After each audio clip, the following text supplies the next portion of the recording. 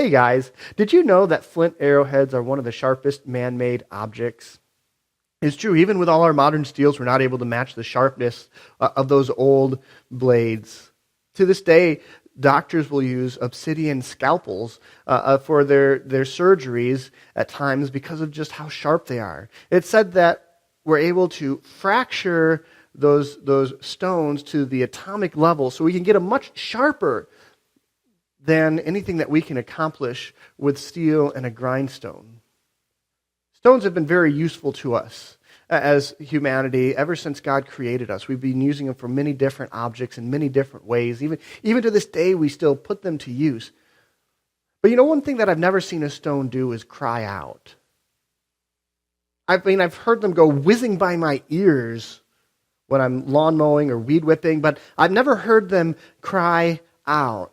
Now, if you remember on Sunday, we talked about Palm Sunday. We talked about Jesus riding into Jerusalem and the big parade that was going on around him. And we asked the question, who are you going to put your trust in?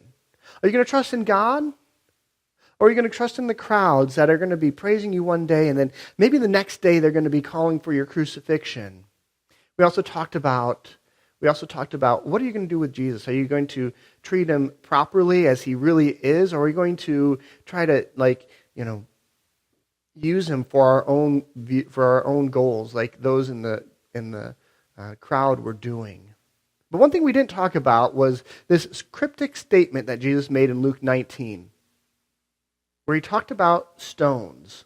See, when challenged by the Pharisees after the parade had started and everyone was crying out, "Blessed is blessed is the King who comes in the name of the Lord," and everything like that, and the Pharisees come to Jesus and say, "Rebuke your disciples."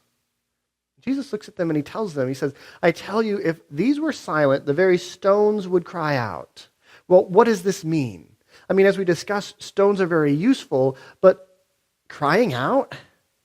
How are we supposed to understand this?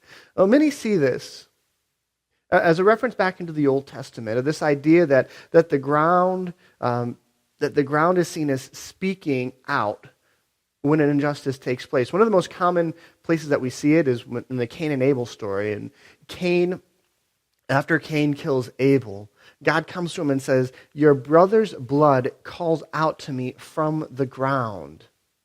Now Habakkuk picks up on this idea and talking about injustice. He was talking about some of the rich Jews and how they were cheating their laborers as they were having their houses built, and how this was wrong. And Habakkuk says that the stones and the timbers of your houses cry out because of this injustice.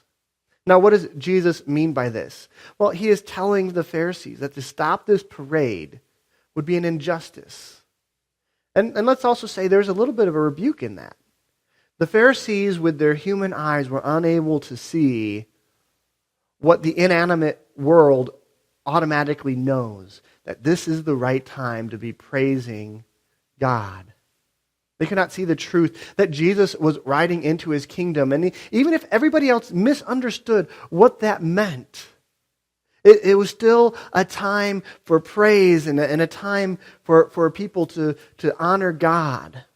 So on that date 2,000 years ago, Jesus was showing the world that he was the humble king riding into his spiritual kingdom that he was about to inaugurate. And that was worth celebrating. It was worth having a great parade about. So what does that mean for us? Well, all those years ago, Jesus showed the world that it was right for him to be praised as king. You know, the only proper thing that could be done was for Jesus to be celebrated, to be praised, and that still rings true to this day. He is the great king who established a kingdom at the expense of his own life.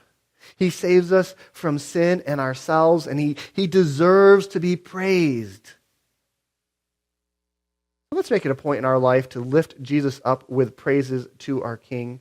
We can do that on Sunday morning, but we can also make that an element in our everyday life. I challenge you, give that a try. Make that a part of your time with God.